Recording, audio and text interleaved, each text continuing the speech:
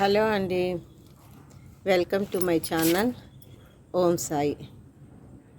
ఈరోజు నేను మీకు వీడియో మేడ పైన 2 మడులు కట్టించాను.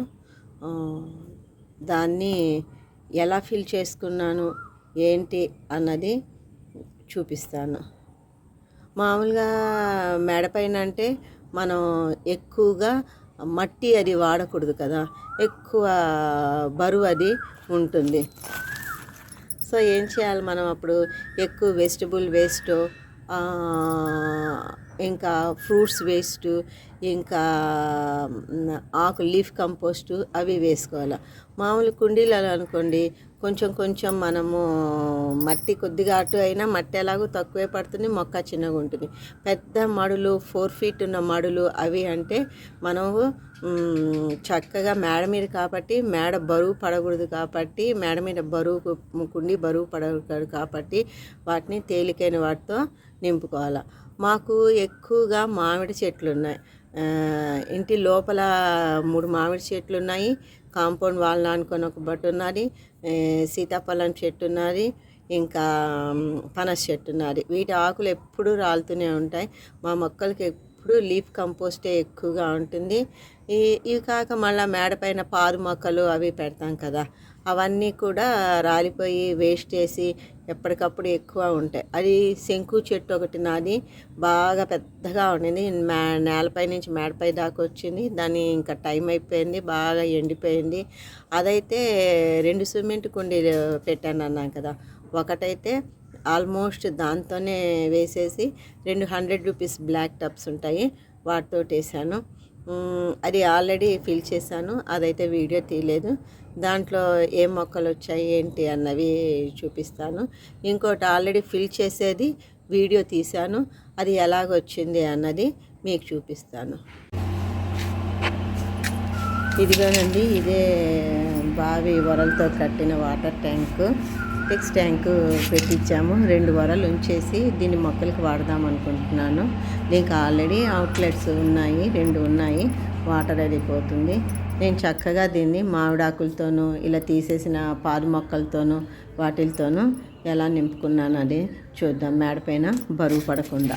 ఆల్రెడీ నేను కట్టానని ఇంకో మిగిలిపోయిన 2 వరలు ఉన్నాయి కదా, దాంతో ఇక్కడ కట్టించాను. ఇది ఆల్రెడీ ఫిల్ చేశాను, ఇదైతే వీడియో తీయలేదు, ఇప్పుడు మీకు చూపిస్తున్నాను.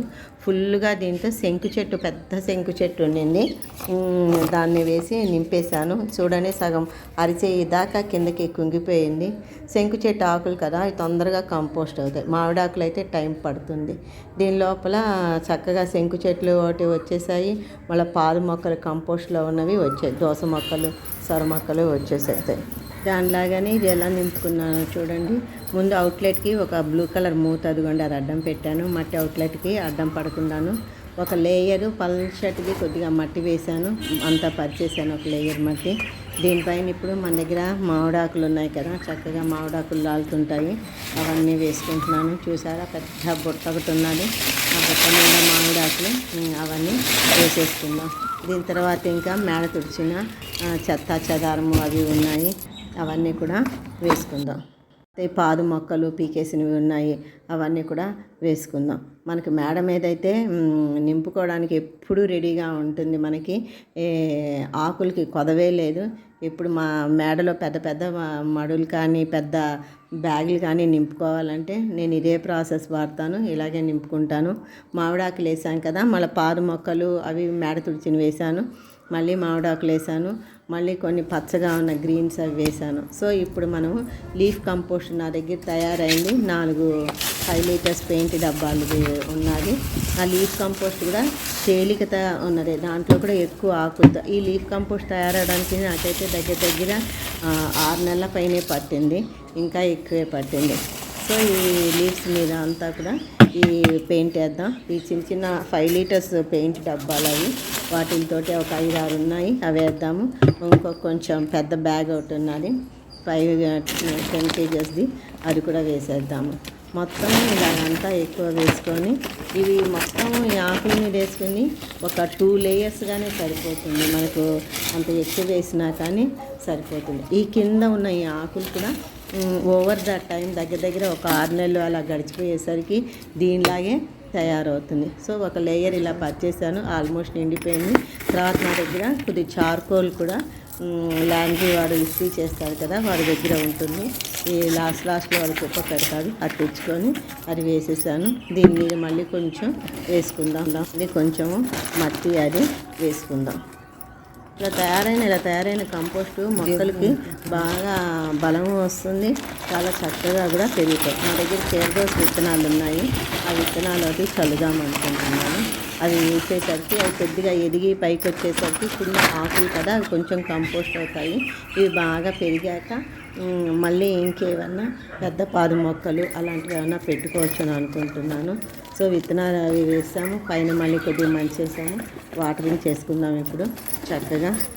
1 వీక్ తర్వాత అప్డేట్ కూడా చూపిస్తాను, ఎలాగొచ్చాయి ఏంటి మొక్కలు అన్నది కూడా. మనకి ఐడియా ఉండాలి కానీ చేసుకోవాలని, ఎంత పెద్దది ఉన్నా కానీ ఎలాగైనా ఇలాగా మనం నింపుకోవచ్చు.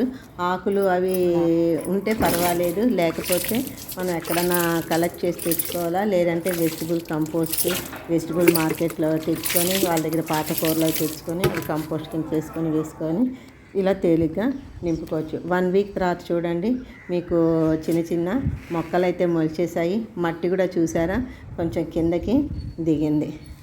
ఇవి కొద్ది రోజులు పోయాక ఇంకా పెద్దది. ఇంతేనండి ఈరోజు వీడియో. ముందు దాంట్లో కూడా చూసారు కదా, ఇలా చూసారా మట్టి ఎంత మేరకు దిగిపోయిందో, ఒక 5-6 ఇంచుల దాకా కిందకి దిగిపోయింది. ఒక 6 నెలల్లో ఫుల్ కంపోస్ట్ అయిపోతుంది చక్కగా. అప్పుడు ఇంకా పెద్ద పెద్ద మొక్కలు కూడా దీంట్లో పెట్టుకోవచ్చు. ఎలా ఉంది ఈ వీడియో? సబ్స్క్రైబ్.